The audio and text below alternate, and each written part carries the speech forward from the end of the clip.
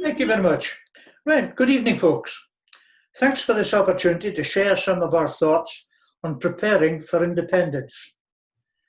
Allow me to introduce my co-trustees, John Hutchison from Fort William, Lorraine Cowan from Uddingston, and Ronnie Morrison from Helensburgh.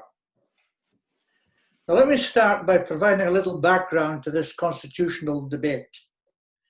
11 years ago, a group of some 22 Scots took the decision to draft a written constitution rather than just talk about the need for one.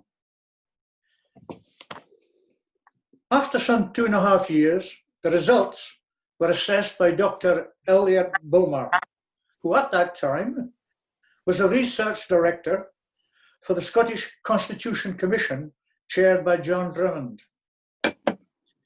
Elliot considered that the drafted document was 93% of the way to a working constitution, which should be put to a public review. And we attempted to do that, but we received no backing from Holyrood. And since then, the original draft constitution has been periodically reviewed and updated to meet developing constitutional needs. With independence for Scotland now regarded in many quarters as imminent, there's a pressing need for a written constitution to be ready and capable of implementation on Independence Day. A constitution provides the fundamental law affecting all aspects of our lives, everything. Additionally, a constitution is in effect a job description for the politicians who govern us. Of the 5 drafted constitutions for Scotland currently in circulation, only the Constitution for Scotland's version is offering an opportunity for those who are to be governed to contribute to the content, like yourselves. We do this through Council, a well-established, internationally recognized, and United Nations commended consultation platform. Tonight, we're going to show you how to get involved to help build a constitution. Now, historically in Scotland, the people are the supreme authority, and it therefore lies with the people of Scotland to decide on what form their governance should take. In global terms, Scotland is an average-sized country, but importantly, a relatively wealthy one. Now, as a devolved nation, Scotland already has in place, either wholly or partially, around 80% of the governmental institutions required for self-governance. So where does the authority to govern us currently come from? Who endorses the rules and regulations by which our politicians operate? Where is the constitutional highway code? In today's devolved Scotland, it is solely politicians who set out the rules and regulations by which we are governed. Yet, as we've seen all too often in politics, power tends to corrupt. Therefore, there should be enforceable limits to regulate the conduct of those who wield the political power. Limits that should be set out in a written constitution, predetermined by those who elect them. The Constitution for Scotland's model constitution has been formulated in understandable terms, not legal jargon, to stimulate debate on specific proposals rather than vague notions, but is not in itself prescriptive. with clear, easy to follow guidelines on how to participate on the website. The interactive consultation will enable you to read either the summary or the full model constitution. You can choose to read the summary and then use the quick vote facility. Then you can proceed to read all of the 174 sections contained within the 15 articles. Or you can use the links provided, or the very efficient search box to locate an area of interest. And from that section, click the amendment and comment panels, where you may add your own ideas and comment on those of others. The choice is yours. You'll be able to return again and again to see the latest vote counts or update your own input and vote. And you can tell others to do so as well. Now, this might all sound a bit daunting, but remember, the site is a 2-year conversation to dip in and out of as events develop. The Constitution for Scotland is a registered charitable body, is not connected to any political organisation, and the platform is available to anyone on our website at www.constitutionforscotland.scot. Let me end this introduction with the hope that the current COVID-19 pandemic and the environmental crisis have provided clear lessons on what can occur when we fail to adequately prepare for the future. Thank you for listening. My fellow trustee Lorraine will now demonstrate the use of the interactive platform. Over to you, Lorraine. Thanks, Bob. Okay, I'm just going to share my screen. Good evening, everyone. You need to turn up your volume, Lorraine. Can you hear me? That's better. Okay. I'm just going to share my screen.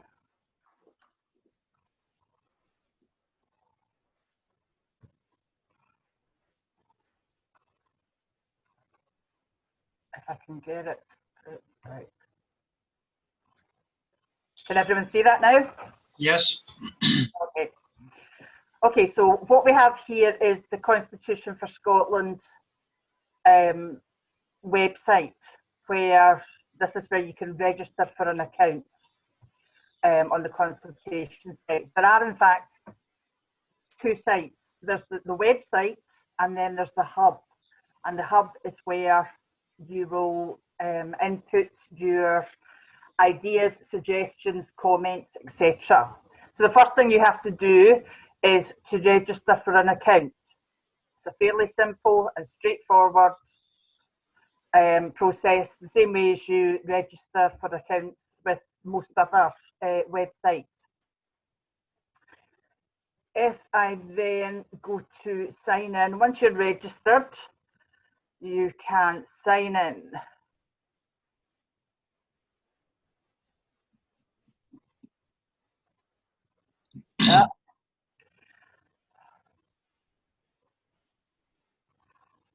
If it will take me. Okay, that's me in. So what we have here is the Constitution for Scotland Public Consultation Hub.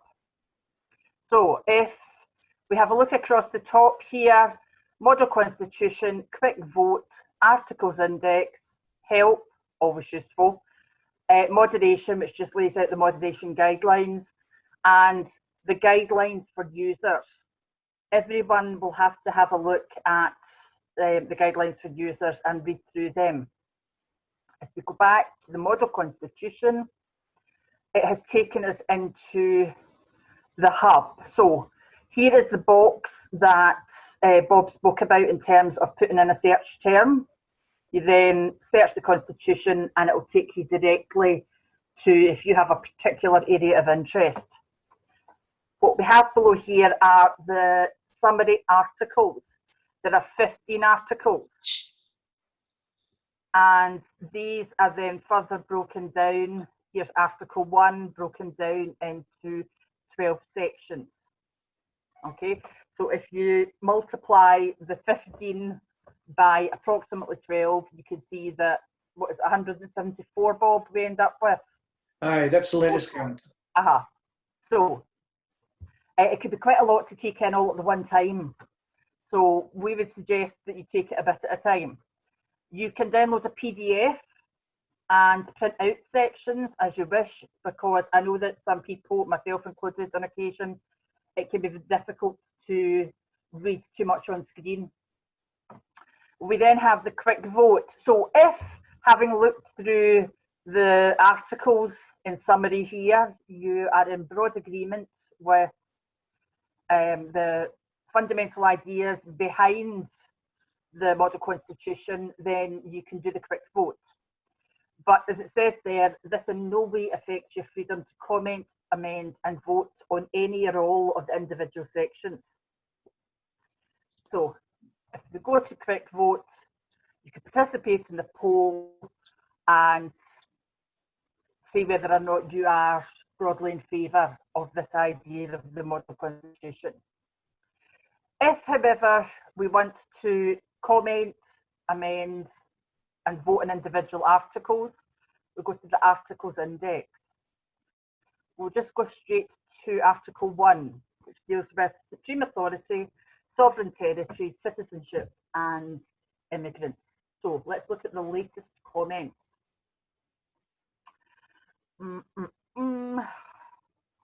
Pick one, there's one with 6 comments. So let's have a look here. So this section deals with citizenship and states all persons, including adopted children who were UK citizens immediately prior to independence and are born in Scotland or were legally resident in Scotland at independence will become citizens of Scotland. So that is the original version. Okay. Almost immediately, Nick has put in an amendment. Now, what he could have done, and I would suggest maybe should have done at the very early stage, is comment. Only when you, as a participant in this, have a very clear idea. We want to spark debate, so we want people to comment and become involved in this. What he has put in deals with people retaining dual or multiple nationality and is asking them to make an oath of loyalty. Several people have commented on this, saying it is rather restrictive. So what can you do?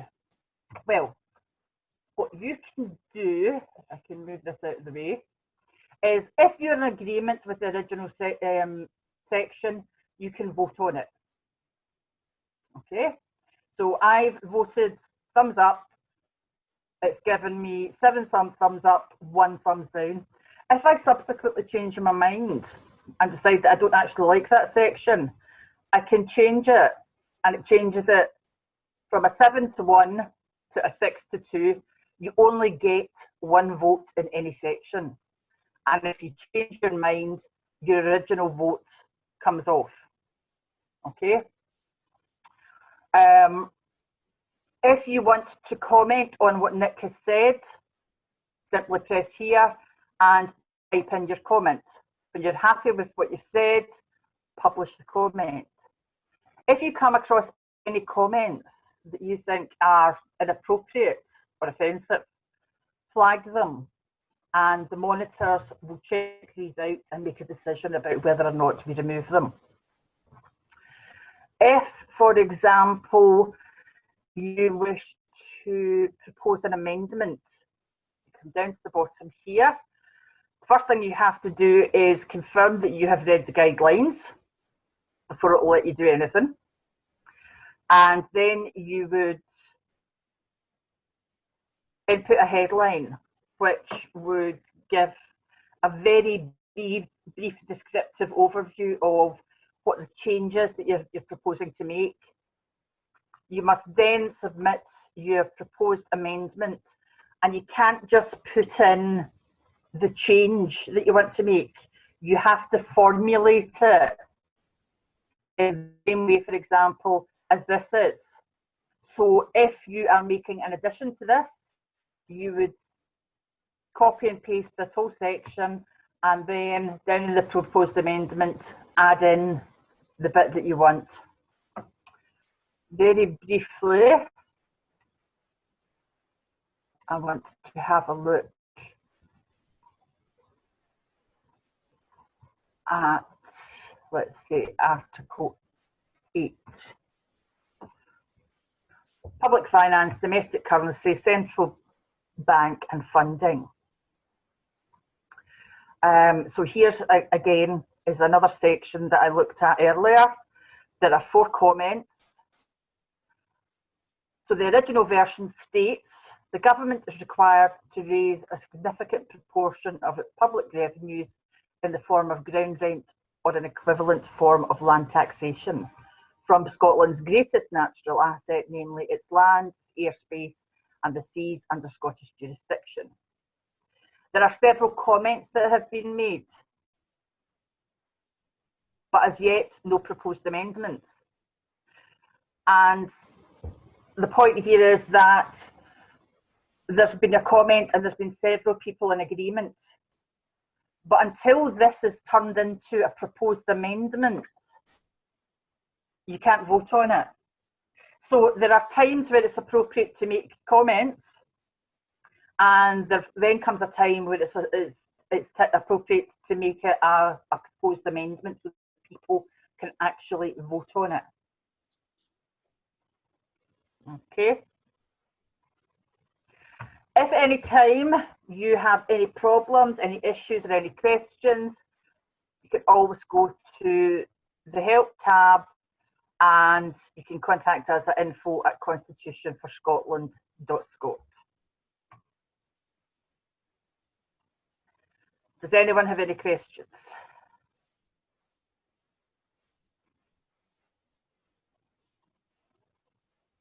Right, thank you, Lorraine. No. As you appreciate, folks, it may sound an awful lot, but in reality, when you just work through it, it's relatively simple. So, has there anyone got any general comments that you'd like to make? Any questions you'd like to answer?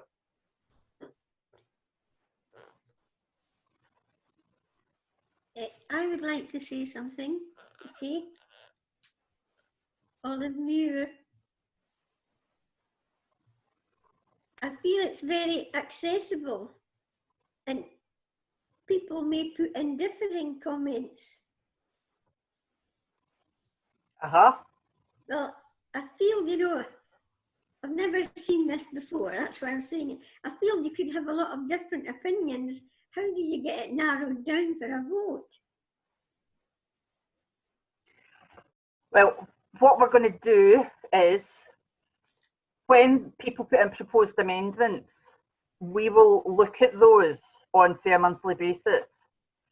If we see ones that are starting to gain some traction, then they'll be left on. If there are other ones, however, that are just nonsense, yes, ill-advised, inappropriate or offensive, oh, so it's super that way. Yes. Yes, I see what you mean, yes. Thank you.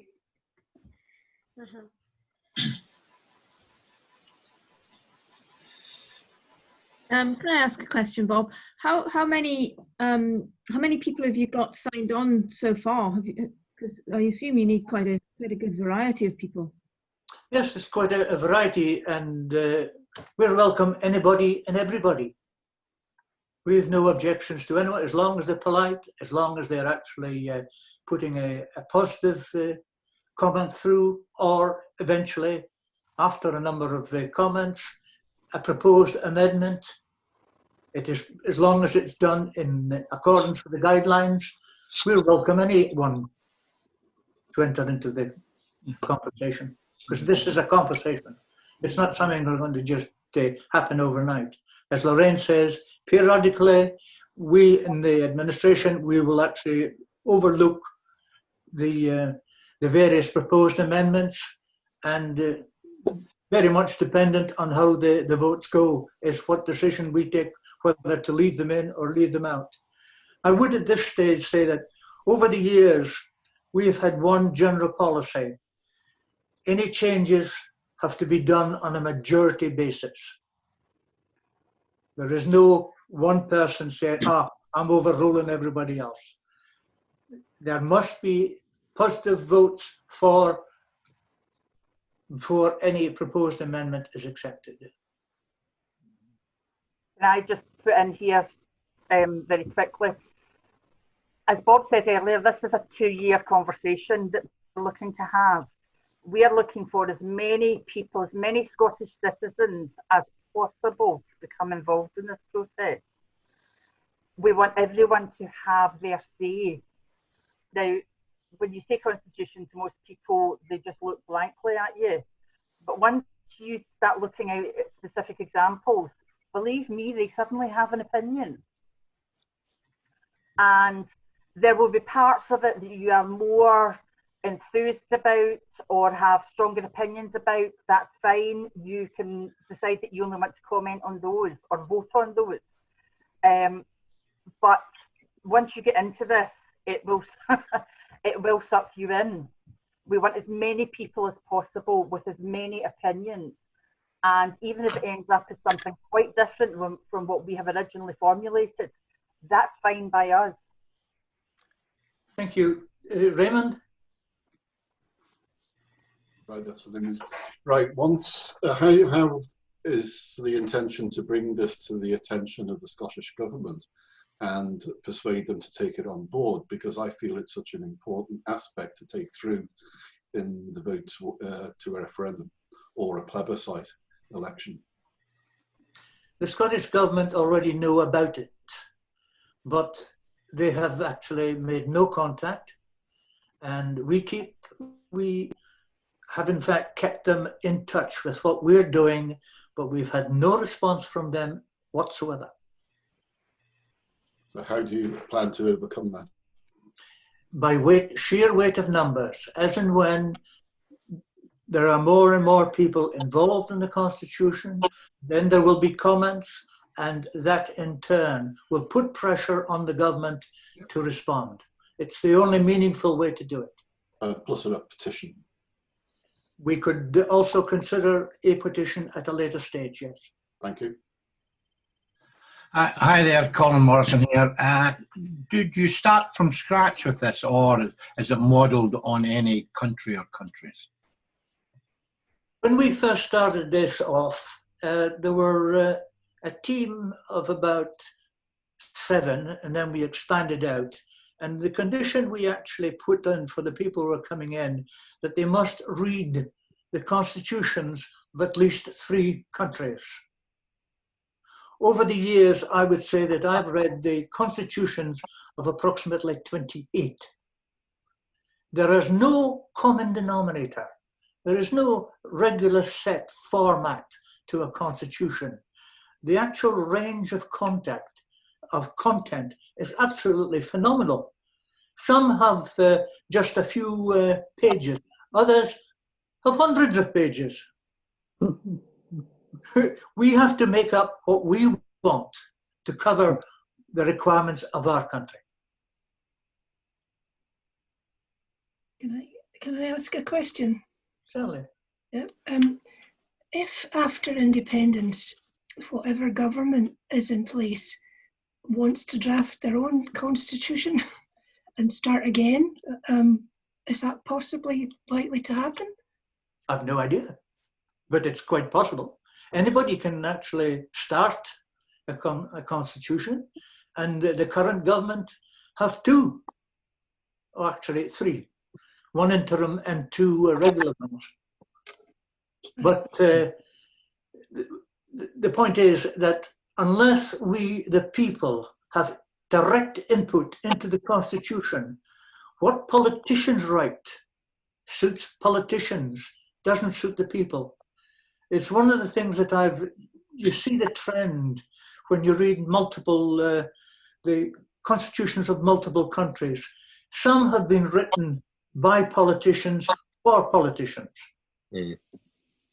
And we want a constitution which has been written by the people for the nation. You may recall that Iceland actually, the people there, all 380,000 of them, they collectively wrote a constitution which did not suit the actual politicians at all. And to this day, the politicians have sat on it, never accepted it. Mm. Yeah. There's only one way you can stop that, is vote them out. Mm. So would the Constitution, if it's this one or another, would that be put to a vote after independence? I would assume yes. Yeah. It should actually be authorised before we go independent, bearing in mind that once we actually initiate proceedings with the London government to separate, there's going to be a 2 to 3 year transition period. Yeah. And it's during that period when we want Holyrood to set up all the institutions which are not already in position. And we want to agree a constitution. Yeah. We don't want to leave it to the politicians on their own.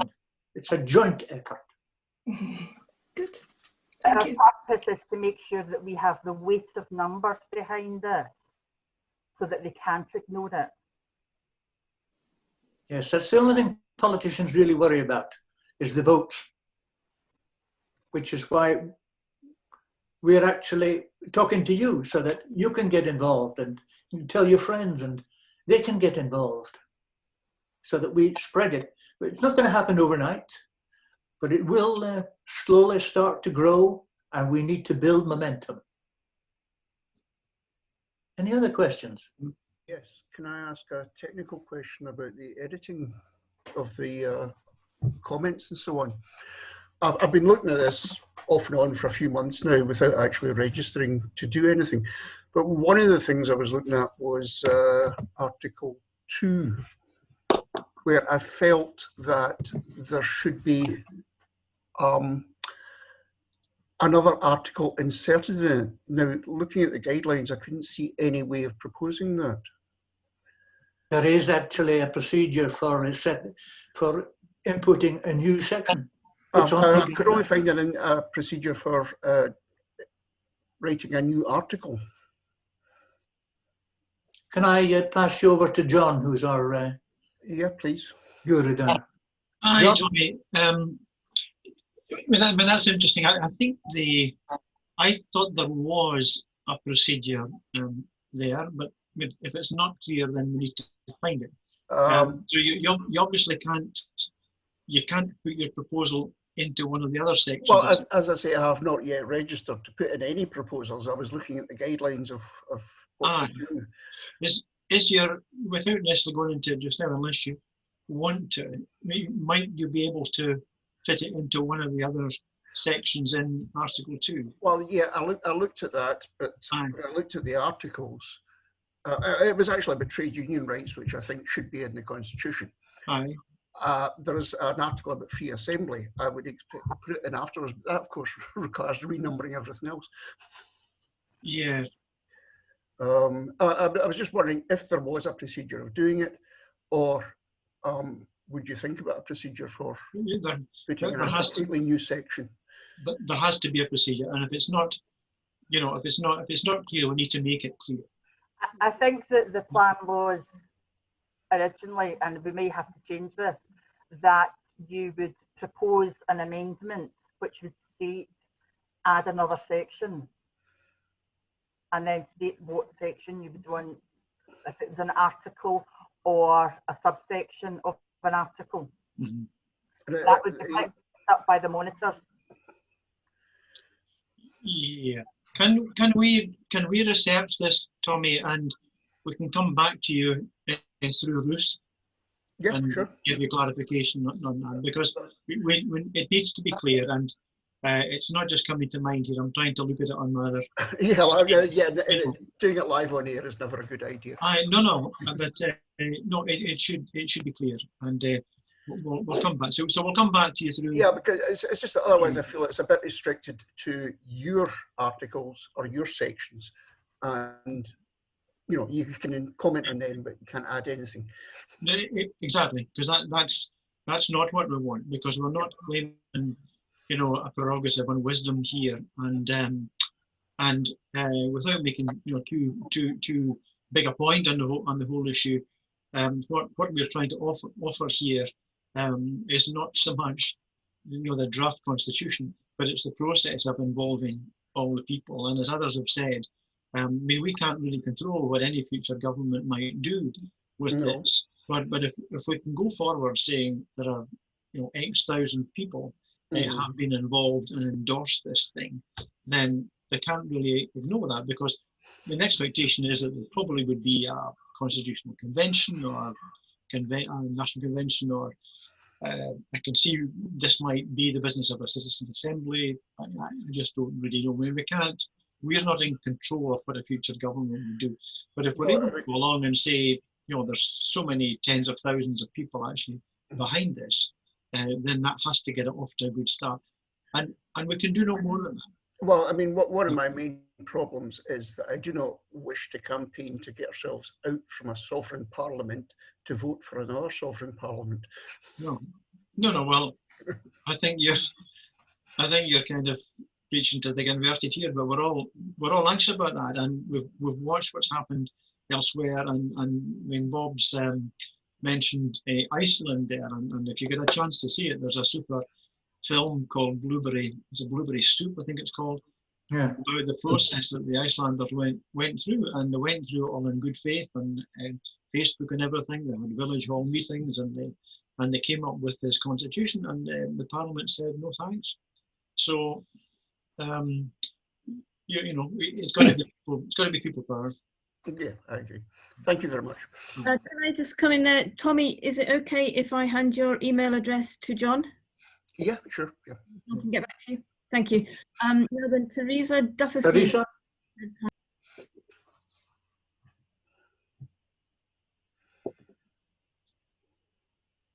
Teresa, you have a question? Maybe not unmuted. Yes, you're okay now.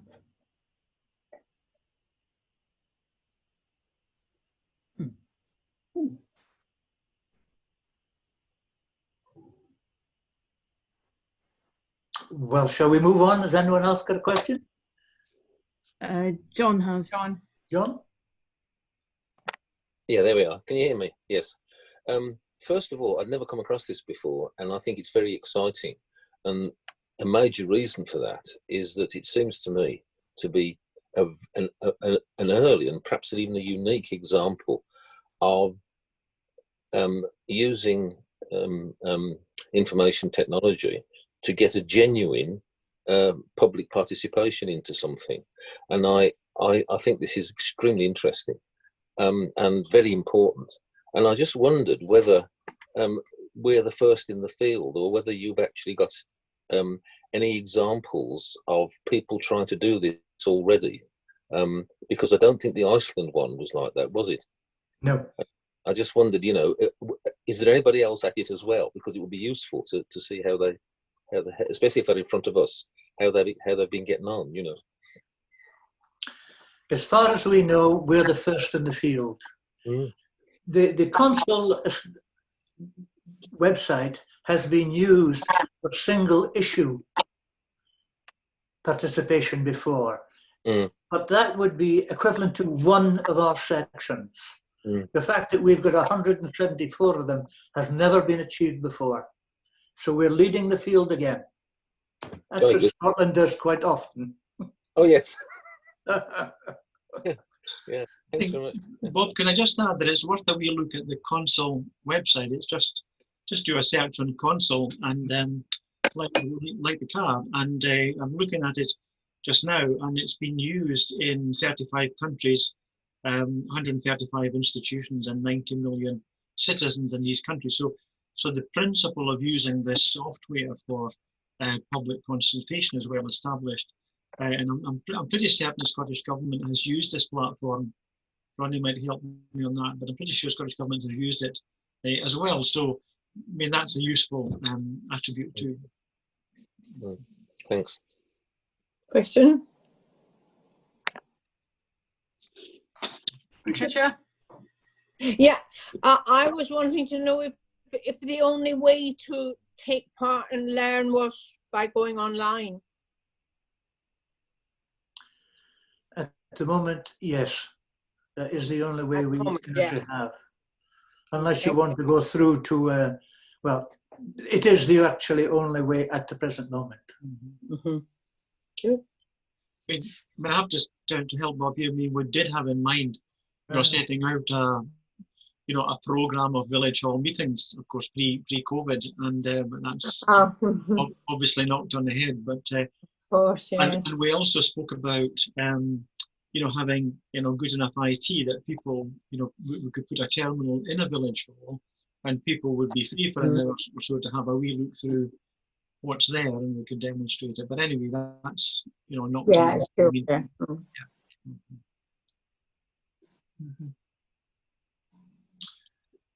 Can I talk about publicity a wee bit, Bob, just when we're there's a wee gap? Yes, indeed.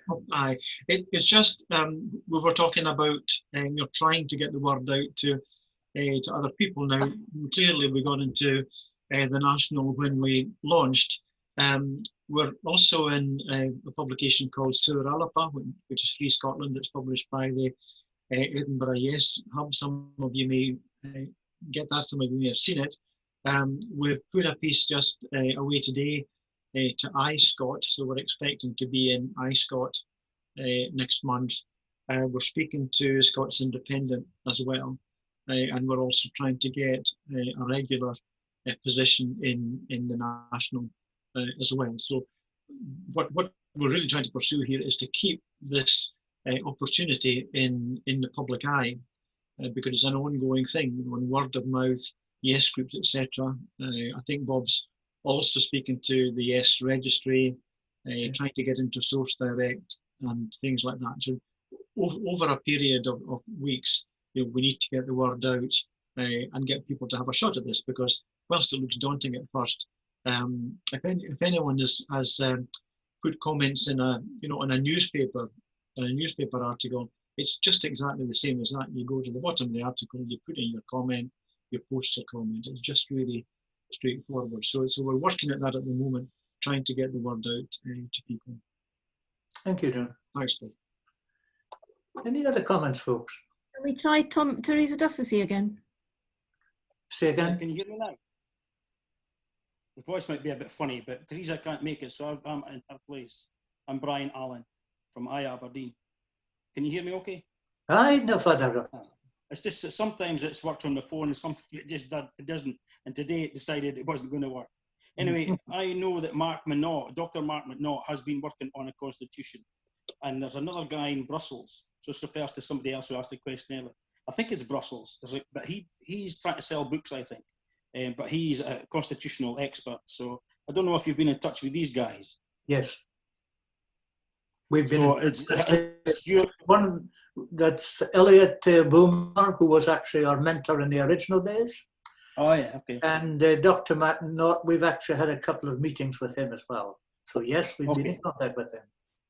Okay, that's fine. Thank you. We've got Valerie wanting to ask a question. Valerie, can you unmute yourself, please?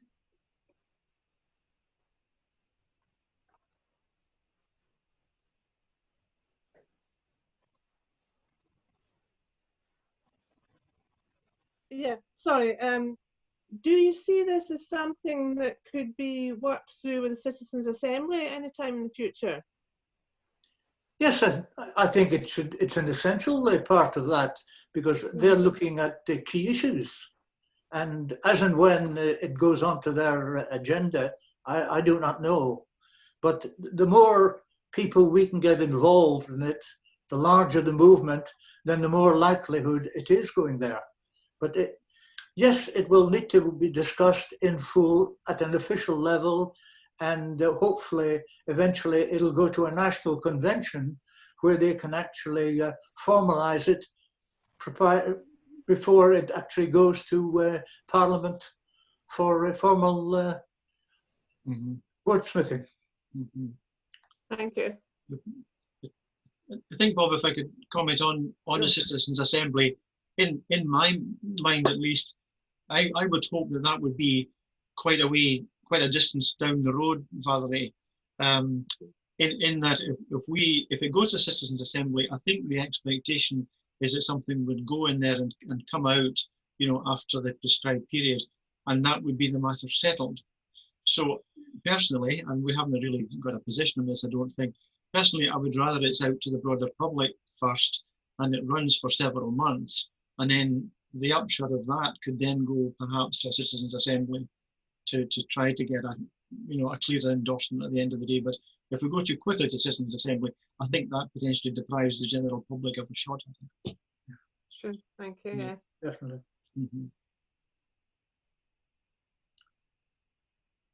I was just thinking of the fact you were saying that you've had no response from the government at all. How would it be to actually send a letter out to every elected member, both the MP, well, probably MSPs, but we could send them to the MPs as well. Just thinking that this group is Grassroots Oban, and we're just one of the Yes groups, but Grassroots Oban is part of Yes Highlands and Islands, which is a network of 14, I think it might be 15 groups now, and there are other regional groups around the country being set up of the individual groups. Maybe if we approached, or if you approached the regional groups to see if they would be willing to send out letters to the elected members, see what response we have. That'd be a good idea, yes. Indeed, we've actually made a presentation to Yes Highland, and they advised us that they would be contacting their various groups about it. Yes, but at this stage in time, I'd prefer that we wait until we build numbers and momentum. And in the meantime, we want to actually get the momentum throughout the groups rather than take a deliberate line to the government. Yeah. Right, fair enough. In response to the fact you said you've already made a presentation to Yes Highlands and Islands, I should say that Grassroots Open actually only been a member for a few months, so that's probably happened before I joined, so it's not that they have ignored you. I personally did. Could you consider making a very, very short introduction video that we could play on Independence Live? And I'm more involved with Indie Live Radio, but you have a small soundbite with location for people to search, and that we could play on Indie Live Radio as well. Yes, we have, Lorraine is actually working on that. And if you'd possibly send in your email address, then we can make contact with you. Certainly. Because we certainly, I'm sure Lorraine would appreciate any assistance she can get. No problem. Thank you. Can I just, as part of this meeting, I did ask if all four of you were happy for it to be recorded, to which you said yes. Our guest speaker meetings are both Indie Live Radio and Live, Independence Live.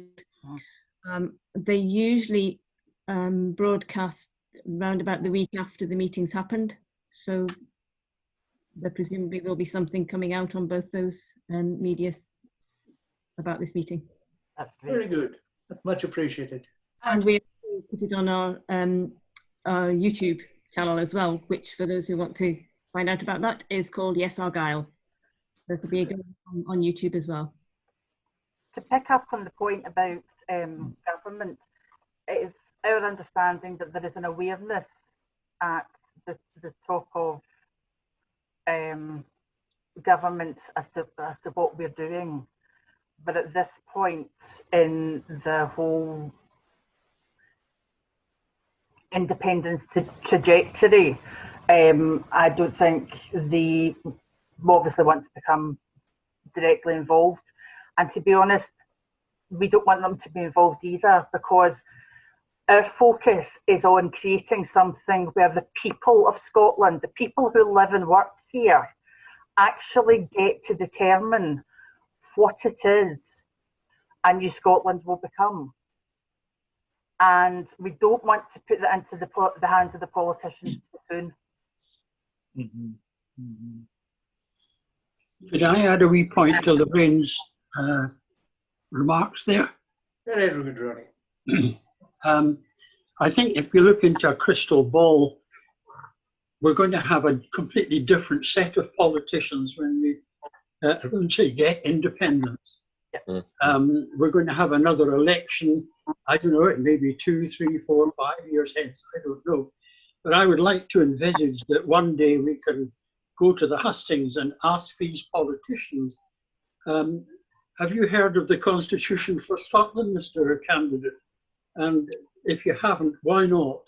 And if you have, what do you think of it? And are you prepared to endorse it when it needs to go to legislation in the first Parliament of an independent Scotland? Yeah. Yep. But Bob, can I just highlight something in the chat? I don't know if everybody's looking through the chat, but quite often there's a lot of pearls of wisdom in there, and I just wanted to highlight the comment from Briege and Colin. And I mean, this is what I've been finding as well. As soon as you say constitution to people, you know, their eyes glaze over and they think about arguments and committees and, you know, this thing and that thing and folk falling out with each other and the like. But I think this is the best way to put kind of flesh on the vision for the future of the country, because I think the doorstep question is, well, the doorstep observation is, you know, you can't do this or you can't do that. Or the question is, but how would you do this? And how would it be different from just now? So if you can then point a constitution to say, well, actually, what we're thinking about for citizenship or what we're thinking of about for trade union rights is in Article so-and-so. And that's what we're really trying to convince you of. So, I personally think that if you're looking for a vote from someone in some sort of way, they need to know what they're voting for. And you know, this constitution goes a long way to that. It's not really a manifesto, but it's a description of what it might be like, and people will either like this vision or they won't. So I think that's the big thing here, because as soon as you say, as I have done, I'm involved in, you know, this constitution group, the folk who know me say, well, that's the kind of thing that would appeal to you, you know, you like that sort of stuff, which is true to a degree. But I think that's the big important thing. This actually starts to describe what how the country could be. Thank you, John. There are a couple of people with their hands up. We've got Douglas Fontaine. Would you like to ask your question?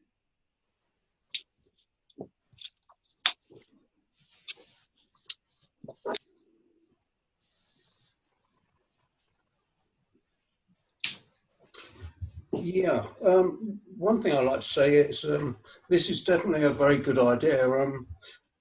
Is there any inkling as to what the SNP think about having citizen participation in drawing up a constitution? Is there any kind of like knowledge about what their thinking is?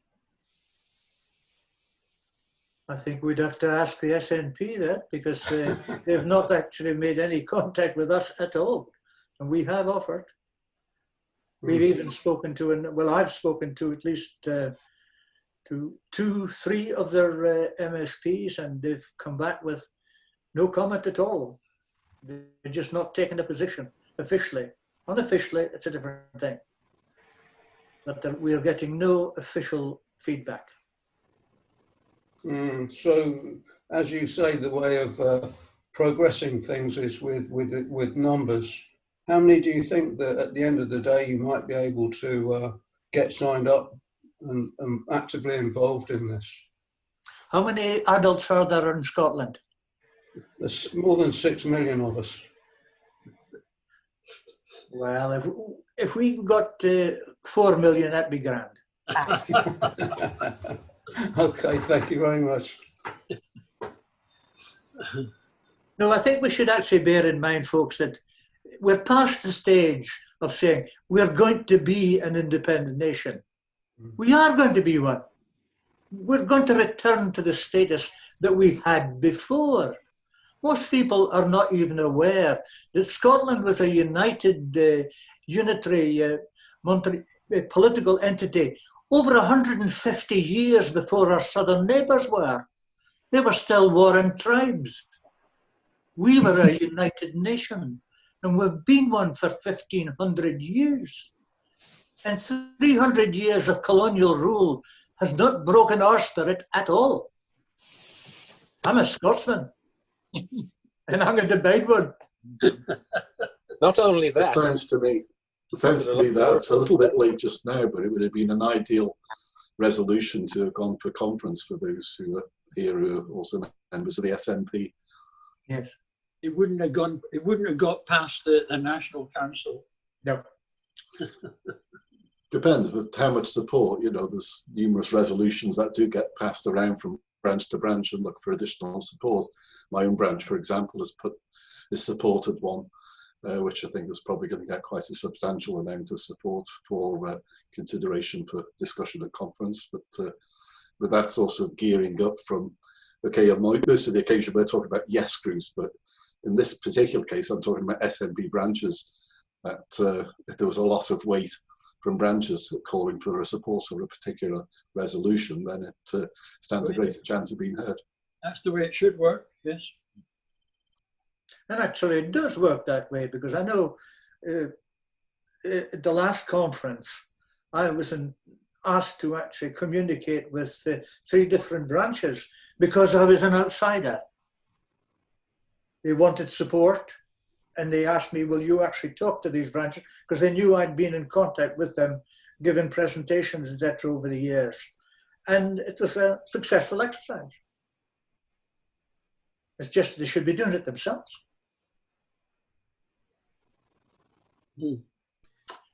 Well, folks, anything other points? Just a point, Bob, you're absolutely right. It's wonderful to see a constitution. I think one of the things that's just this will allow us to allow people on the doors to visage an independent Scotland. We're asking them now what did they want in their constitution. So the argument is done about if or what. This is positive action. And I believe this transcends any political party. I think, of course, you can't have enough politicians, but I would say that, wouldn't I? But this is a grassroots, and the people are sovereign. And I think we will get momentum behind this, and it will become a resolution at an SNP conference and many other conferences. So the power of the people is behind this. And it's just such a wonderful thing for us to say to people, what do you want now in your constitution? We're drafting it up. You can have an input. Powerful stuff. I love it. It is. Exactly. People with their hands up just now. Can we go with fire tablet, please?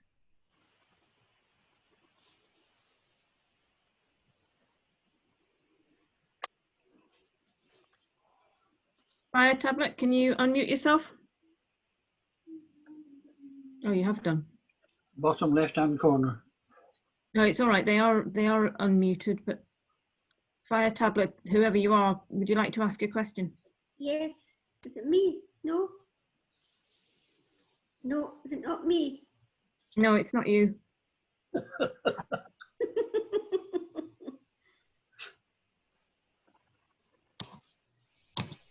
Right, okay, let's go with Andrew Simpson then, can we please? Andrew, can you unmute yourself? Yeah, sorry, I don't do video because I just wanted to check, have you approached other political parties then? At this present moment in time, we want to approach the people before we start interacting with the political parties. But we actually have we've had a public launch. They know about it.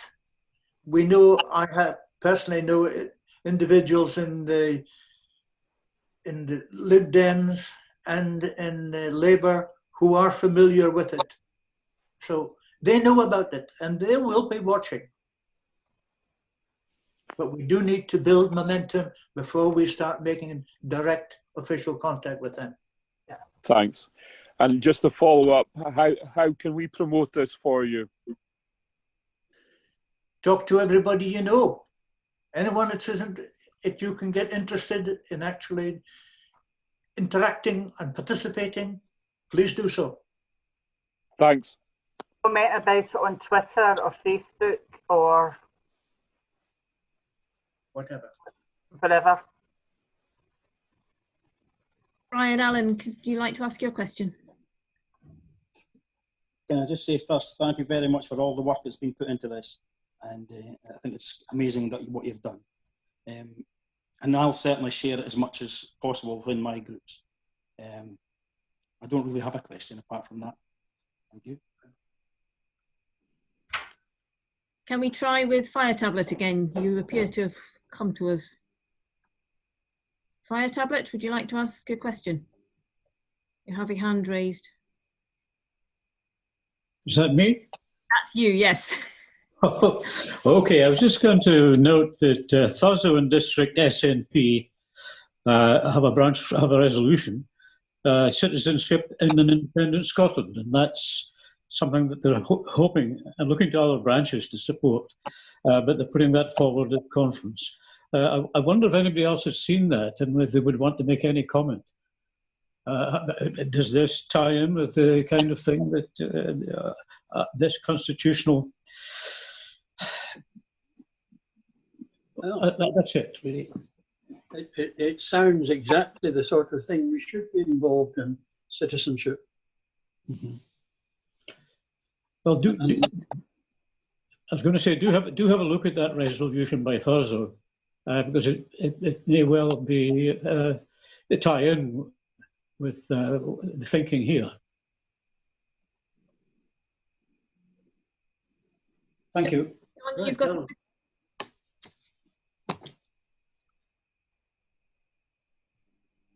John, would you like to ask your question? Thank you.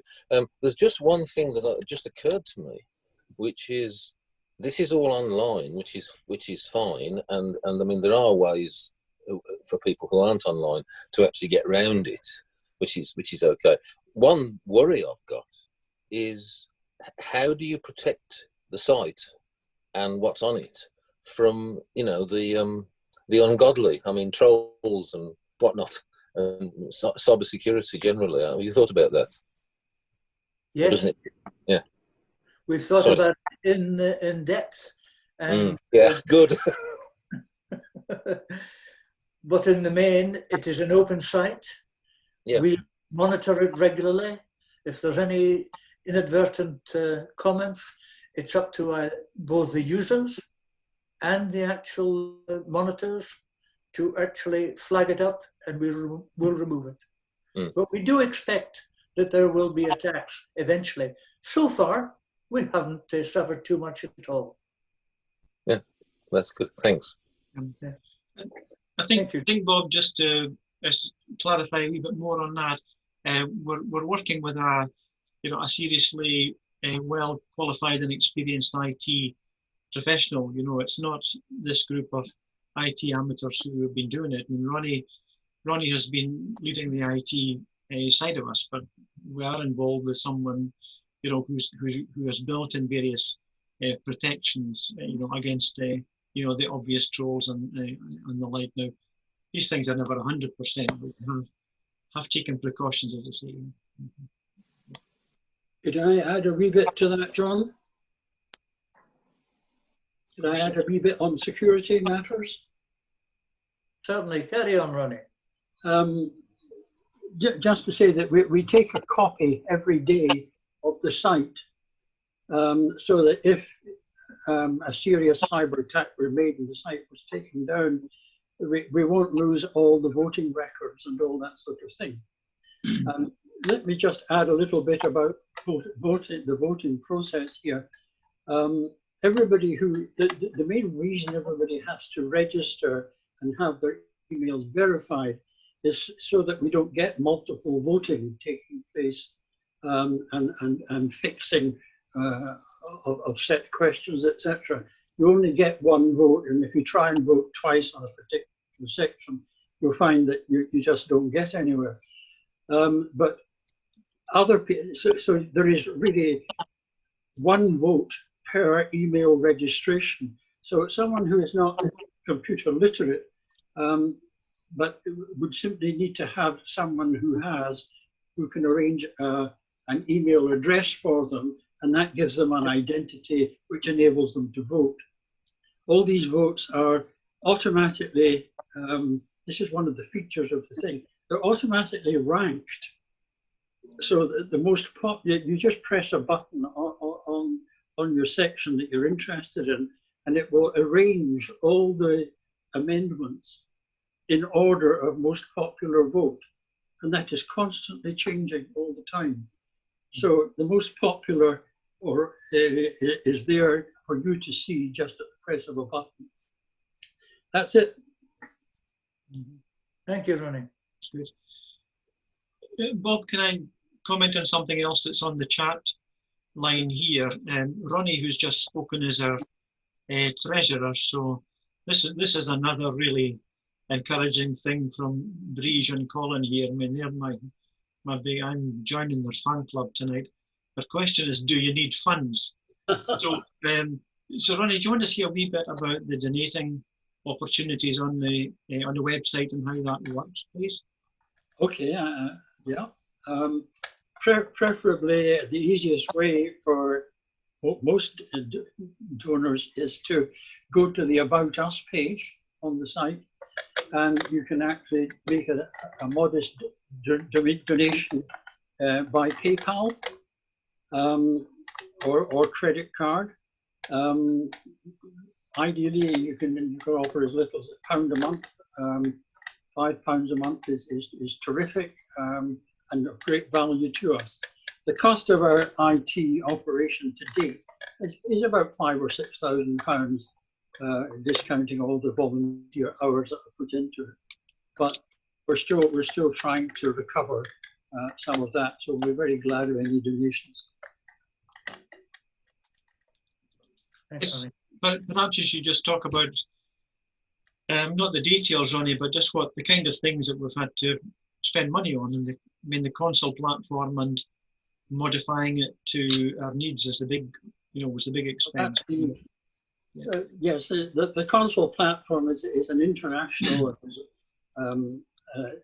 thing that's been set up. It started in Madrid, strangely enough. The city of Madrid decided they wanted to have all the citizens have their say in how the city should be developed. So they put together an IT team and they set up this platform.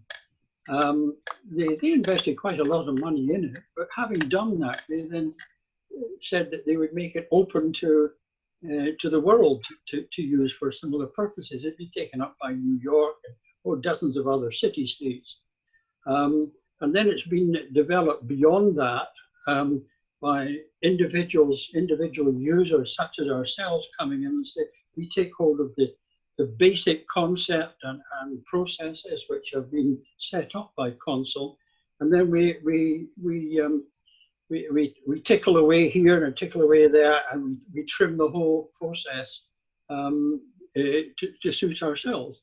And as Bob said earlier, we've now got 170, 180 pages and scope for more in the format which I hope most of you have had a wee look at.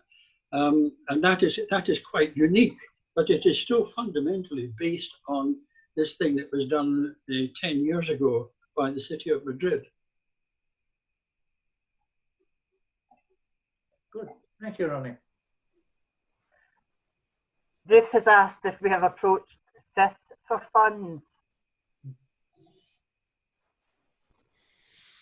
Beg your pardon? Ruth has asked if we have approached SIF for funds. Oh, SIF. Well, we did a little while ago unsuccessfully, but John Hunter is certainly endorsing our efforts at the moment. We haven't had anything from any institution so far. We're absolutely based on crowdfunding. And to be quite frank, we would far rather have crowdfunding than have any obligation or alliance to any other organisation which may have an axe to grind. If it's crowd-funded and it's absolutely focused on the individual citizen, then nobody can pull our strings.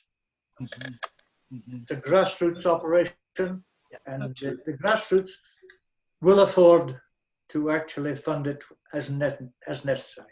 It's the question of getting it out, talking to people, let them know about it, getting more people involved, and the operation will grow until we have sufficient pressure to actually take it to the official levels. I think it's worth just noting to Ruth and everybody else as well that the SIF has been really helpful in introductions and you know, giving us connections and that sort of thing. They're pretty well connected. So we are, and you know, John Anderpasserson's been at one of our meetings, and you know, we're in regular touch with them. So that's a good link. Good. Any other points? I can't see the chat list, so I can't say actually who's asking the questions. We have another question from Brian Allen. Yeah, I'd like to just concur with the overall principle that we try and get this work finished. You notice I'm saying we now. We try and get this work finished before we present it to the politicians. Because in the end, the politicians like to do the ruling and they don't want to be told by the people what they want to do. So I think you're on the right track. Definitely, Brian. Fully endorse that statement. Good.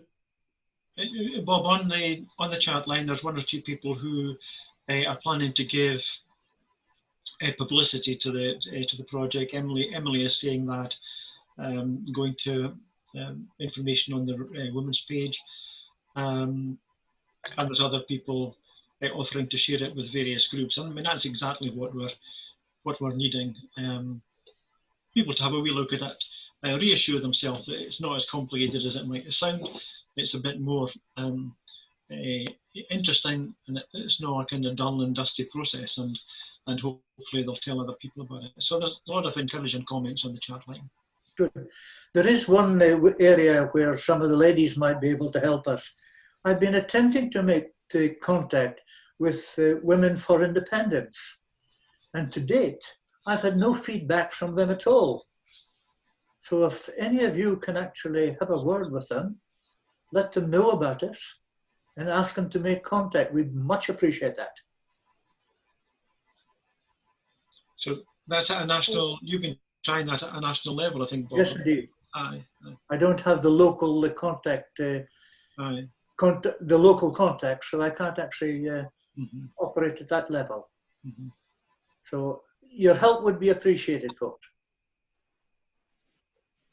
There's a suggestion on the chat line about the schools would be another good point of contact, and we've had a wee think about that in terms of modern studies, or what it's called nowadays. And I know there's a wee bit of wariness, you know, in depending on the teacher. But I've certainly spoken to one or two about it.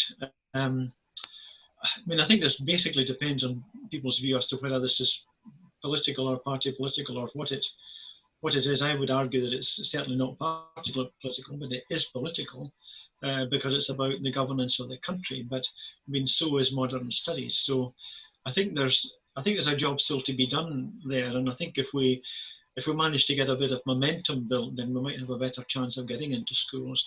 I think, Bob, you had an interaction with libraries, I think, in Aberdeenshire or something, Bob. That's right. And I've also been in contact with our local academy, well, with two local academies.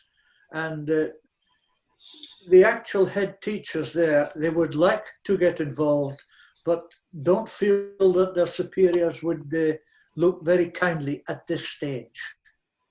But they think it was a good idea. But they're not in a position to actually take it forward on their own at this time. But in the future, once there's more momentum, then I'm fairly sure we'll be able to actually get some a change of heart there. But again, it is an area, if you actually have any contacts within the schools, certainly that would be advantageous. It is a particular point that we registered as a Scottish charity for that particular point to be made clear to the public, that we don't have any political axe to grind. Otherwise, we wouldn't be a charity. Mm-hmm. John, you're asking a question again? John? Yes, it just occurred to me, it's a bit of a merry quip really, but if you wanted to be a constitutional lawyer, I would have thought enrolling on this would be a very good idea. And if I was teaching constitutional law, I think I'd have a module on it, actually. I mean, I used to be in HE, you see, and I thought, wow, what a wonderful teaching aid this would be, you know? I work in public education, and I have shared it with some of my social sciences colleagues. Mm. But one of my next moves is to look at maybe trying to get something into the Times Educational Supplement. Yeah, good idea. I've been in there. I've sent off letters to 3 separate universities, to the heads of their political studies. I've had 1 polite response saying no thank you, and 2 negatives. Pity. Mm-hmm. I think there is a problem we face with other people writing constitutions, and that is that they probably see this as something of a challenge to their academic credentials. That the common populace should have the effrontery to actually gainsay anything that they may have to say about this matter. And certainly that's an impression I got from meeting several people in the past, that there are very large egos at stake here. But I was a founding member of the OU in Birmingham, and you're absolutely right. The sort of bad press we got from academia initially was really, some of it was vitriolic. But the interesting thing is how many courses a few years afterwards embodied a lot of the stuff that we've been doing, including me, actually, in my other job. So, you know, that's encouraging. That's probably good news, actually. Well, we'll engage you as a consultant on the matter. I'm getting too old. Our advantage is that none of us have that ego issue. Each and every one of us, and when I can't remember who it was it Brian said earlier that how we need to move this forward, then that's exactly what we're looking for. It's not about the 4 of us that are here tonight. It's about building this from the people who live and work in Scotland. It's not an academic exercise. It's not about trying to build a reputation or a profile. We simply want to have a say in what our country becomes. It's in a nutshell, Lorraine. Yep. Yes. Well said, Lorraine. I have my moments.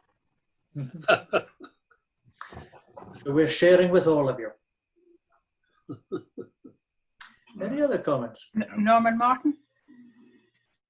Yeah, I'm just thinking that there's people from all over the world in Scotland, and particularly the Commonwealth, who have constitutions of their own, could be invited to pick over this to see whatever. It's like when you buy a house, you always avoid the problems of your previous houses, and then you discover other problems that you didn't know about. When I was in Australia, it was described as a lawyer's paradise because of the federal system. There was eternal bickering between the states and the federal government. I know we're not proposing that, but there might be people willing to examine the problems that they were their own particular hobby horse at home that we avoided them. A number of, it was last year, I actually was talking to a lady in the Swiss embassy down in London, and she'd actually been contacted by a colleague of mine. And as she said, I'd love to make comment. She says, but I've got more comments against my own country's constitution. And I said, well, you're probably the most democratic country in Europe. She said, you might think so, we don't.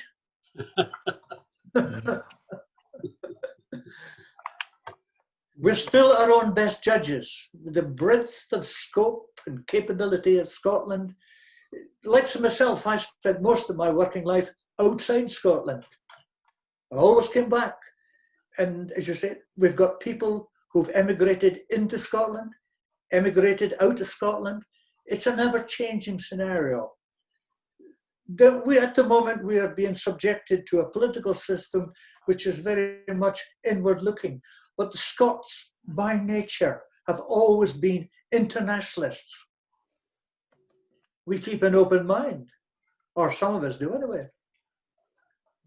And that's what we want to continue. And that's why I feel the strength of our operation has to be from the grassroots, not from the elite groups who think they're in charge.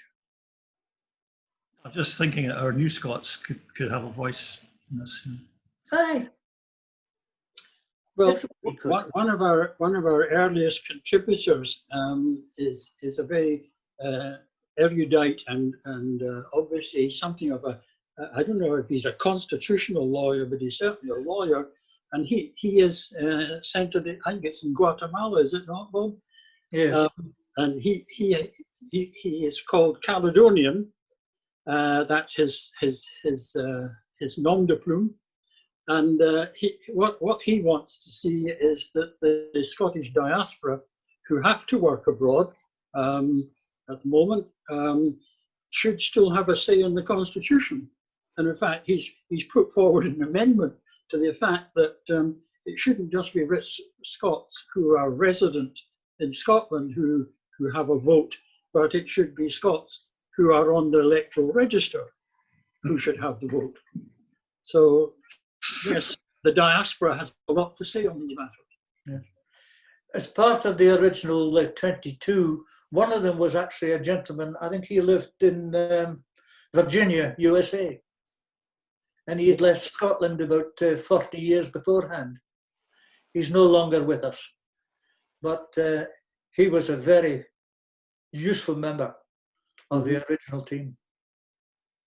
And he had his say, and he actually used to pick holes in the US Constitution quite regularly. And he actually came from a legal background.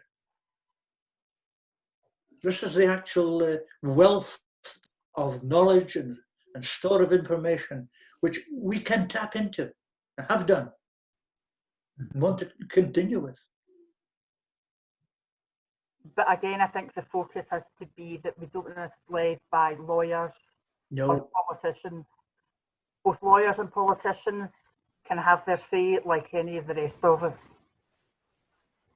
Yes. But in just the same size of print. Aha.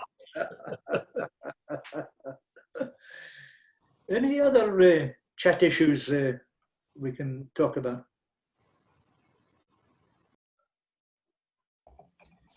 Olive?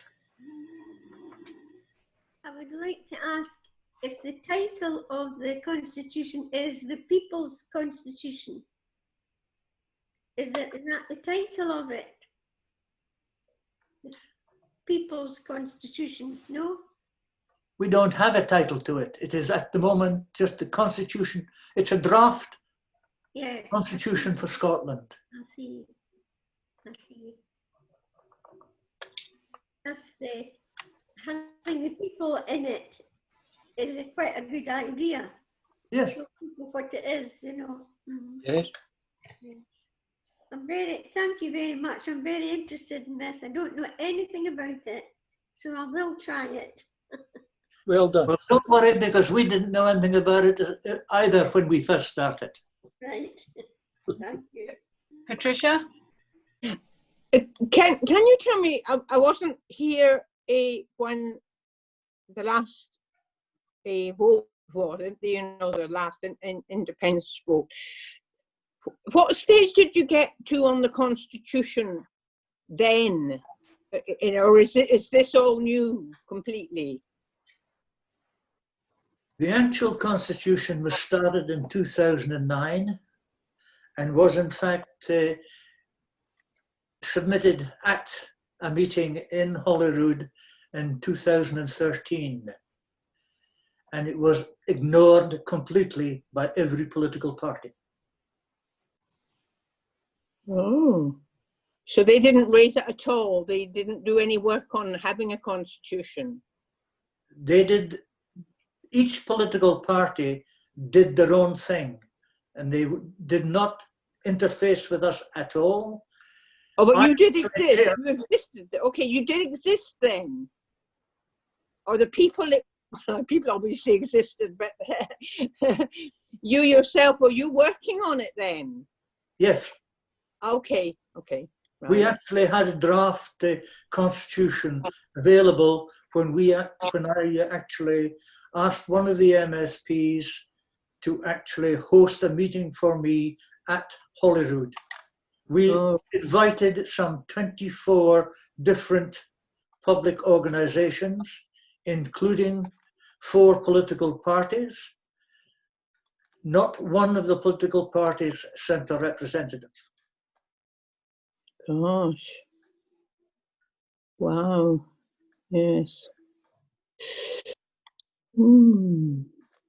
Bear in mind that a constitution is a job description for politicians. And at the present moment, they're their own bosses. And that's one of the problems that we have. Right. We they get to do what they like. They want to do their own thing without being actually beholden to us.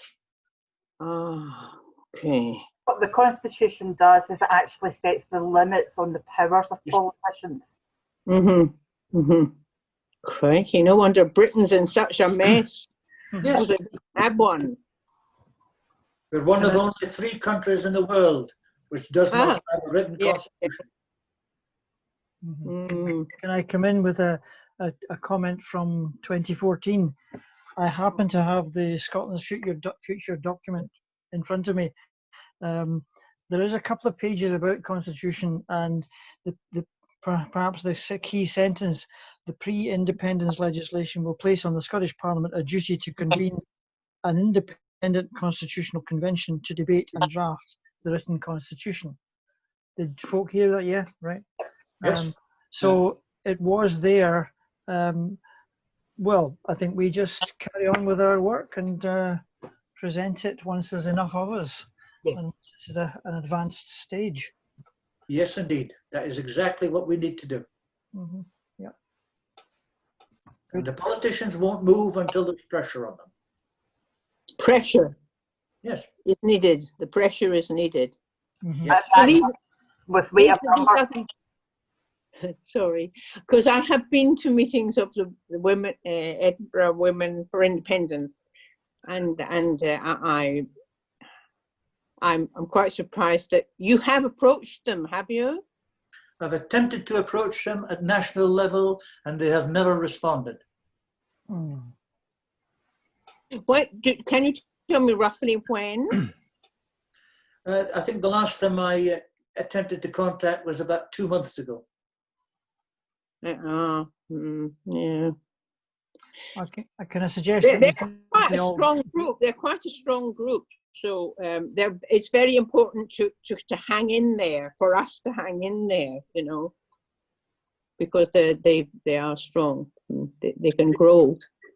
And if you have any contacts with them, ask them to contact me. Yeah, so it's the Constitution for Scotland. Do I have to mention your names? Just send them a message. Get them to contact info at constitutionforscotland.scot. Okay. That address is on our website.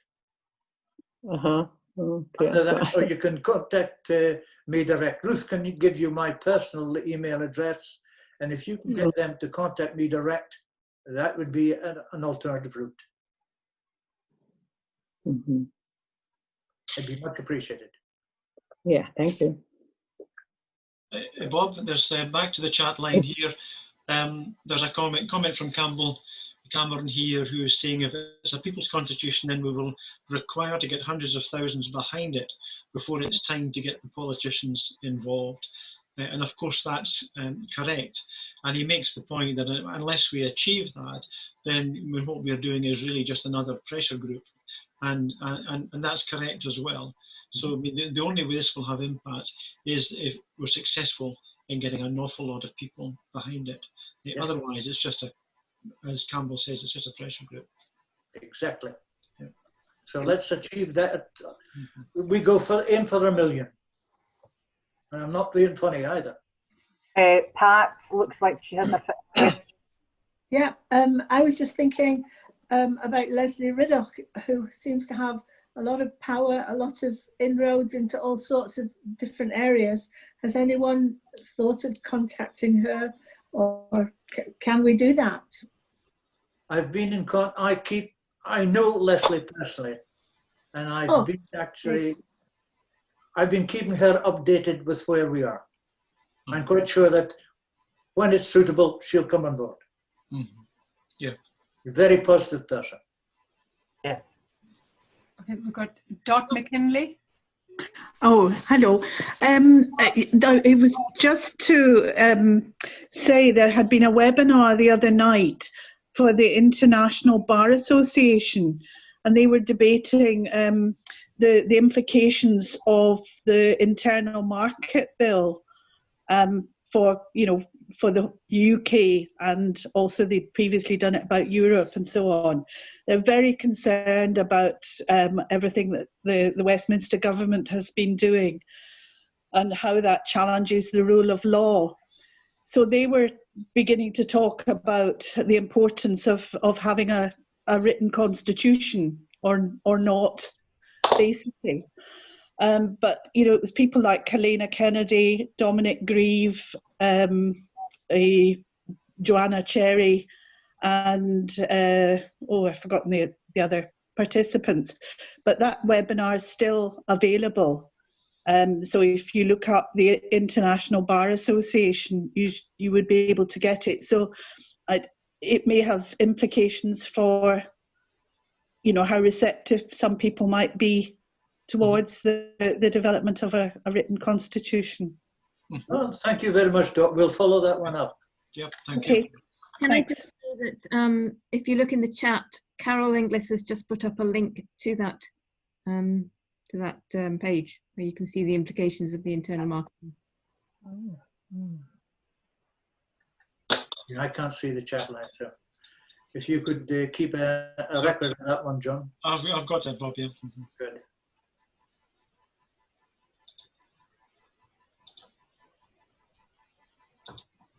I don't know if anybody among our little group here is good at Facebook and Twitter and that sort of thing. I think information being exchanged on these media is invaluable, particularly if it can be pointing to the website. Yeah.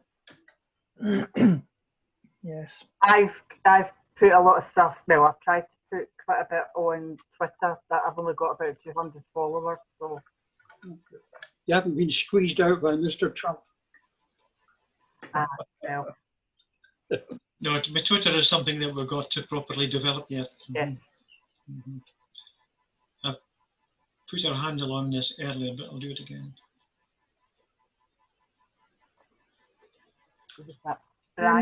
Birmingham has got his hand up. I can speak to Independence Live and see if we can get something done there. That would be and great. Of course, there's Independence Radio as well. Brilliant. Mm-hmm. Yes. That would be great. Much appreciated, John. All help gratefully accepted.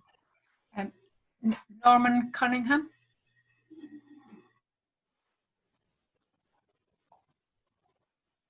Hello, can everybody hear me? Yes. Yeah. Well, good morning from New Zealand. Oh my goodness. This has been really interesting in that I'm returning to Scotland soon. It was good to hear people mentioning the diaspora.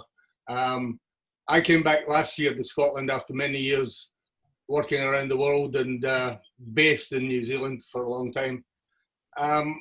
What I'd just like to, I'm coming back at the end of October. Everybody says I'm mad because of the COVID thing, but I think it's pertinent at the moment that New Zealand has this very high profile in the world because of the success with fighting the COVID. But I'd just like to say that New Zealand is not all, you know, it's not a land of milk and honey, as people would like to think. They've got just as many social problems here as a lot of other people. I mean, a lot of people aren't aware, for example, that they've got the highest rate of teenage suicide in the world. Yeah. We've got massive child poverty, etc., etc. So this ties into the fact that also New Zealand does not have a constitution. Yes. So what I see and what I'm taking from this meeting this morning, well, morning for me, is that this is a huge opportunity for Scotland to cherry pick in terms of a constitution, to look at what the rest of the world are doing in terms of what they've got in terms of constitutions, what's good, what's bad, etc. One of the characteristics in New Zealand is that when things are proposed as solutions to some of these issues, like housing costs here are horrendous. You know, for young people to get on the housing ladder, it's just nigh on impossible, etc. I've just sold my house here in New Zealand, and we got offered massively more than I thought I would get. It's just crazy.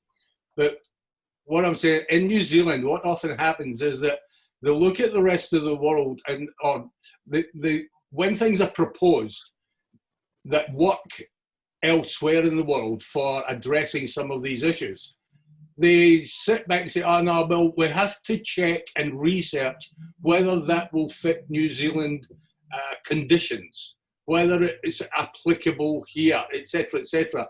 And usually these solutions get lost in the political washing machine somewhere. They end up just, to my mind, making the same mistakes that other people around the world have made. And so progress here is like in wee bits and pieces, rather than any major step forward to addressing some really serious issues. Now, for me, not having a constitution is a major part of the issues in New Zealand. One of the reasons I want to come back to Scotland, apart from the fact that it's home, and I've been away too long, is that the whole issue of independence and what comes after is probably the most exciting thing that's happened in my lifetime. And A, I want to be part of it, but B, this meeting this morning shows me that there's and needs to be more of a movement towards this issue of the rules by which we are governed. And that's what essentially the Constitution is all about. So we've got this amazing opportunity to, like I said, cherry pick and to make the best Constitution in the world, because it's brand new. And rather than fall into the same old routine of, the biggest problem I see is the fact that we've for so long lived under the Westminster system, which has no constitution. So there's never been anything, as opposed to, say, America, when you constantly hear things being debated as to whether it's constitutional or unconstitutional. It's not part of the debate in New Zealand or in the UK. So, you know, let's grab this opportunity. And the fact that when it's taken a grassroots movement to try and push this forward just indicates how the lack of ambition, if you like, of the independence movement as such, or the SNP or the politicians or whoever, that, you know, so it encourages me greatly for coming back and doing my wee bit to help push this forward. But anyway, I think I've said too much. So well said. It is very interesting indeed, because as you can gather, one of the problems we have here in Scotland, like the rest of the UK and in New Zealand, everything is top down. Scotland at the moment is probably the most over-centralised country in Europe. We want to change that. We've got to come from the bottom up. And I don't know what it's like in, it's about 50 odd years since I've been to New Zealand. Is it you, North or South Island you live in? I'm in the North Island at the moment, near a wee place called Huntly. Oh, yeah. I was just wondering if they still had as many big brown trout in that loch beside Queenstown. Oh, there's big brown trout everywhere in New Zealand, and probably the trout fishing capital of the world. But yeah, it doesn't feed the people because you can't sell trout. It's just as it's just as well, because there wouldn't be too many left. Well, my one was merely an 18-pounder, but I was just a baby. That's a big one. Bob, Bob, it's kind of really interesting to hear your fishing stories, of course. But on a really serious point that Norman mentioned there, and it would be good to be in touch with him maybe through Ruth. He mentioned that the youth suicide figures are the highest in the world, and I kind of think Scotland is somewhere in there as well, unfortunately, in the Highlands here. And you just wonder what the common links might be. I don't know whether studies have been made, but that's a very interesting and sobering point. Yeah. Can I just come back in there on that one? Yeah, it's something that I've personally been done some work in that area, and it's the reason I raised that is, again, it's one of those areas in New Zealand which they've really failed to address in terms of looking at the good work that's been done elsewhere in the world. And again, it comes back. I mean, it's only in the last, I'm trying to think, maybe 2 or 3 years where there was a ban on reporting youth suicide in the media. They weren't, because there was a fear that there would be copycat suicides. And I mean, that's been put to bed. You know, the whole thing about it is that you need to raise the profile in the media, so it becomes part of everyday discussion, rather than sweep it all under the carpet and sit on it. And that's just one wee example of where a wee country like New Zealand, which sees itself as being fairly progressive, but it's very progressive with a small p, and it's underlying it's a very conservative country with a small c. It's run by farmers. Farmers have a huge say in the politics here, and by nature they are individuals, and everybody should be pulling themselves up by their bootstraps and working hard. And that's the underlying. So it having lived overseas and in a lot of different countries, when I come back to New Zealand, it's one of the things that the attractions for people here is it's very benign. You know, so, and it's a nice place. Everything's nice, but there's a myth that everybody buys into, that this is, you know, the average person hasn't any contact with the social issues. They tend to be ghettoized. So, you know, whereas in Scotland, the social issues are much more in your face. So, you know, I think we've got more of a chance of driving forward this idea of a constitution, which is, you know, at the moment, next Saturday we have a general election here in New Zealand. And it looks like the Labour Party will have a massive win, based on the back of one personality, the Prime Minister.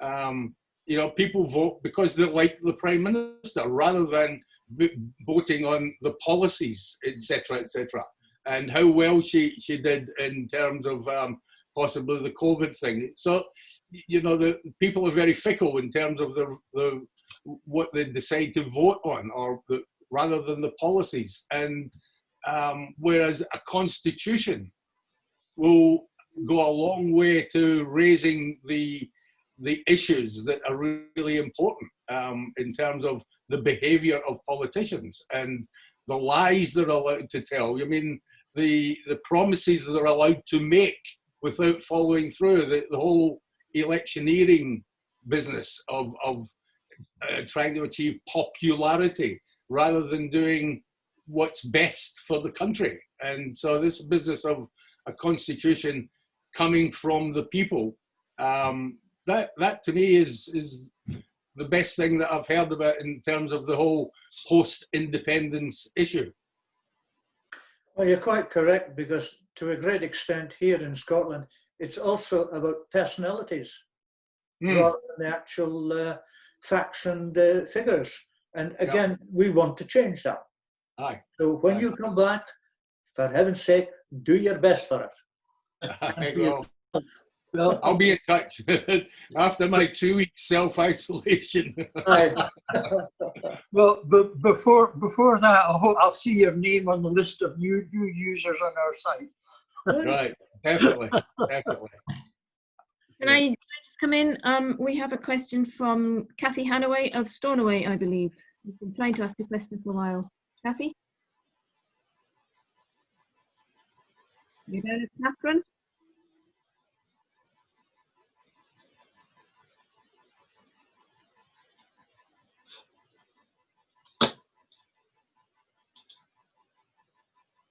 Hello, is that Catherine? Yes. I'm Catherine, but I'm not from Stornoway. Oh, right. Okay. Well, Catherine, did you want to ask a question? Yeah. Well, it was a wee while that I wanted to, ago that I wanted to ask the question. So various folks have come in and added wee bits to it. It's really that, I'm looking at the demographics of the group of us that are here. And it's great. There's, so much experience and wisdom coming to bear. But I was thinking that, when we look at the nation as a whole, fortunately, it's the young people that we have the biggest percentage interested in independence, which is great. It's super. And so they should, and they're the ones who really should be very interested in being involved in a constitution, because these are the folks who are going to benefit from it and live by it, much more so than the rest of us, unfortunately. But I was just thinking that really, if we want to have more involvement, more people queuing up to have their voice in this constitution, we really need to try and engage the young people as well. And to my mind, we need to have within this group, the group who are trying to spread the word about becoming involved, we have to have young people in it, because the young people are the ones who know how to communicate with their fellow peers. They know what works in technology. They know the sort of forums that there are that young people are involved in. And I think we would need to bring folks like that into this group, encourage them to be in this group, and share their expertise, whether it's technological or whether it's, cultural, social sort of thing, to get through to the young folks, to bring them on board, and to see what ideas they want for the constitution, because our ideas might not be quite the same as what the younger folk in the population want. I think it's really quite important.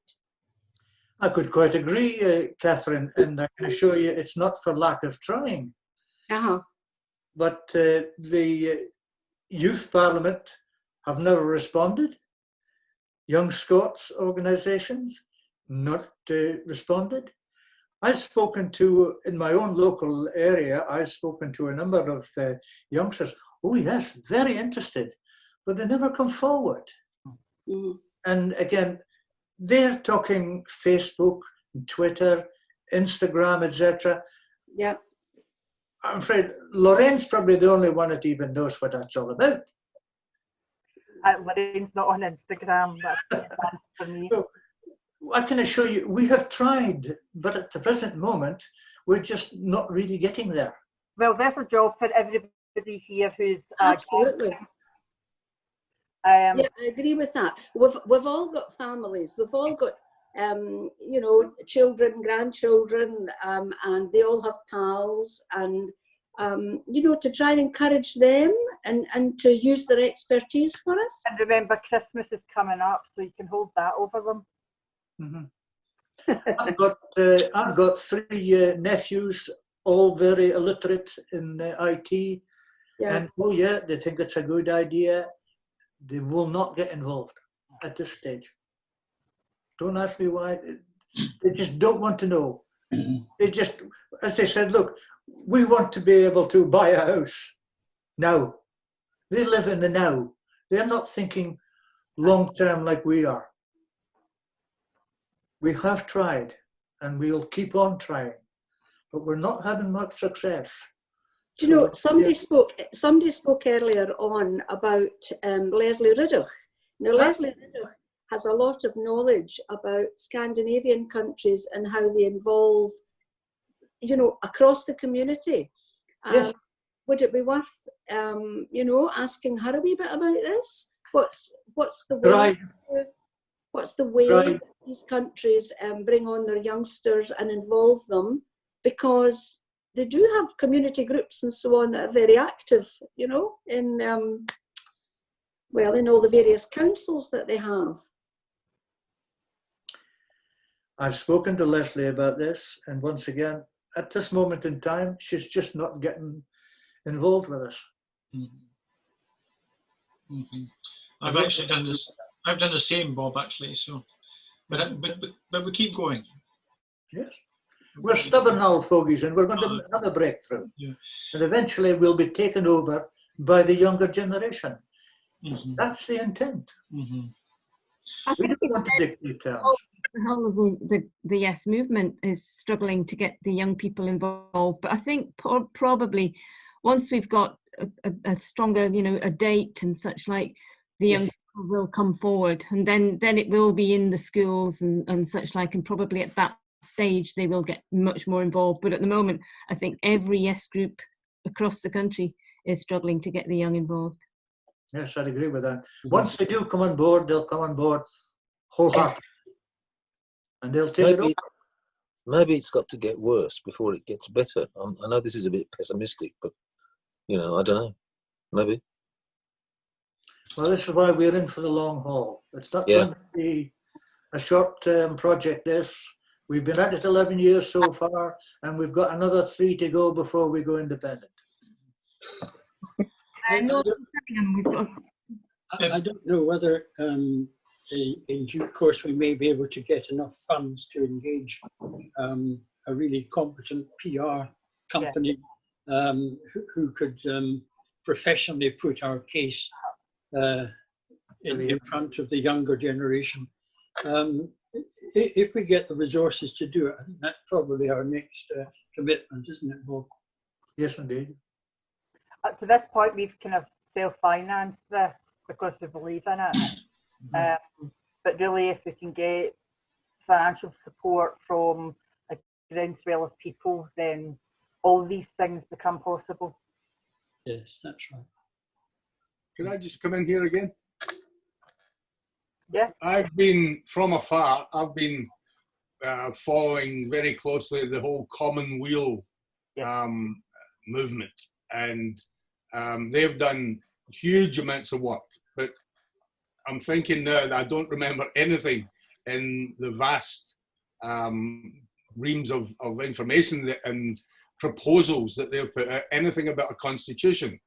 So one question is, has anybody approached them in terms of you know, getting their feedback or their thoughts on the constitution? And secondly, one of the big things I notice is there's a lot of young people involved in Commonweal.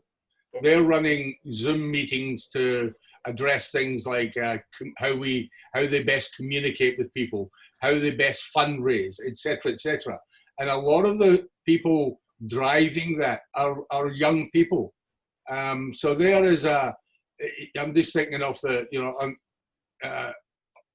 off the top of my head here, is that if I actually think a lot of the Commonweal stuff is very, very good, very progressive, this whole business of resilience, etc. And so obviously that has been attractive to young people to get them on board.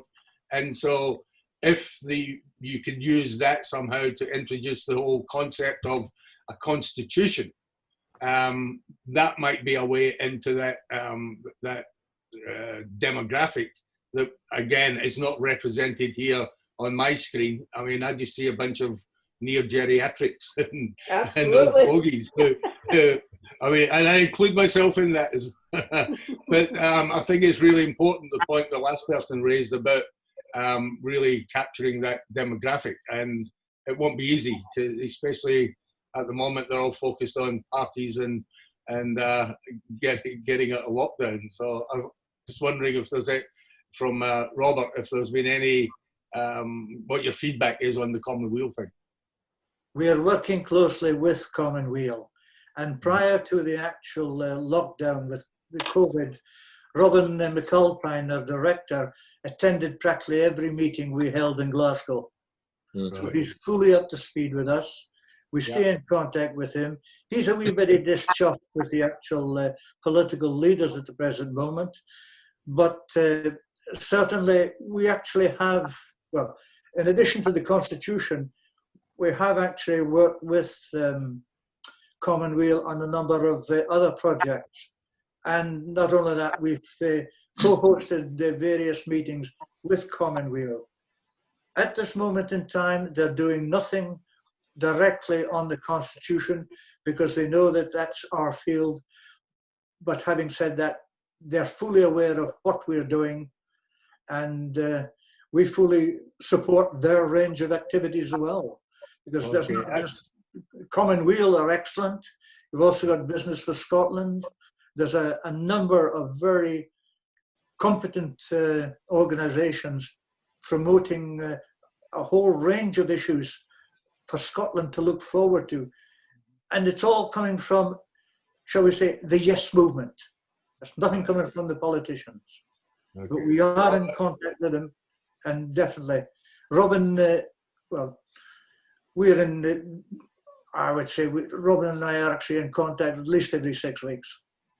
Right. Well, that's encouraging. That's really good to know that you're aligning with people that I've already impressed by. So it just adds more. 25th of October I get back, so I'll hit the ground running, hopefully, and get in touch with everybody. Good man. Okay. Bob, can I just take you back to the chat here? Various comments again. One particular question, you mentioned earlier on that you had read 20 or 30 constitutions. Are there any particular ones that that had particularly interesting things that stood out? Well, one of the issues which, well, there are two issues which always attracted me, is that most countries split the power. There's not the centralized power that we have in this country. There's a clear autonomous division of power. Whether the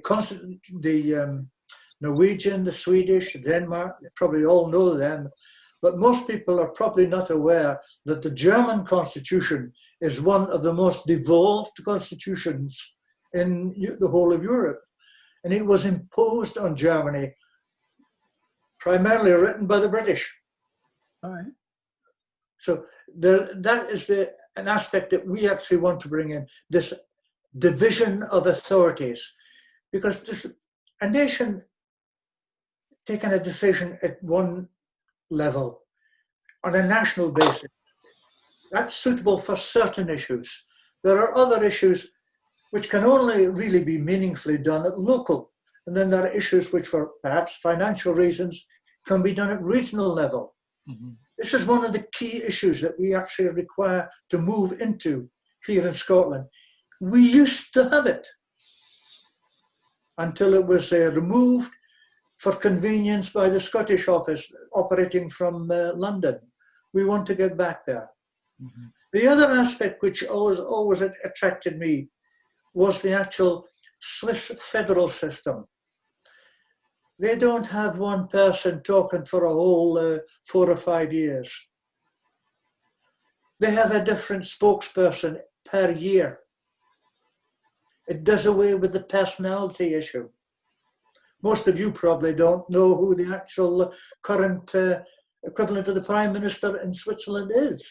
I certainly don't. And next year is going to be a different one. It does away with this personality cult, which seems to be a sickness wrecked through the Western European nations, and well, for that matter, across the whole world. It brings it back down into a shared responsibility. Well, that's basically the two. There are lots of other issues, John. Okay, the two which always actually highlighted came to my mind. Okay, thanks, Bob. That's interesting. We've got Brian, Alan, and John who both want to ask questions as well now. This is for Norman, really. I've just had a search on the Commonweal site. I'm a member of the local group in Aberdeen, and there's quite a few items there. I don't know how old they are, but there's certainly some information in there, and podcasts as well, on the Constitution. And I dare say it's probably referring to yourselves. Yes, indeed, probably. But make contact with me, Brian, and we'll have a wee word, because I'm out in Aberdeenshire, so we're basically local loons. The other thing I'm involved with is I'm trying to expand this. So there's quite a few things happening across the country just now in terms of the groups and the movement, the Yes movement, that is.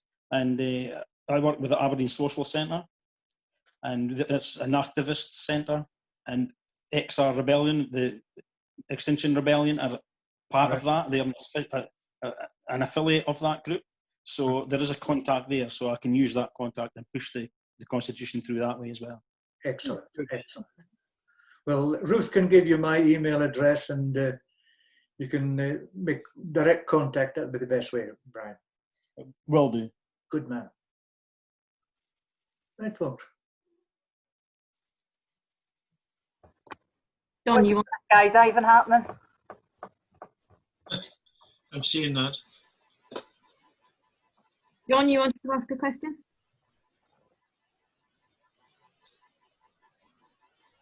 John, you had your hand up a while ago.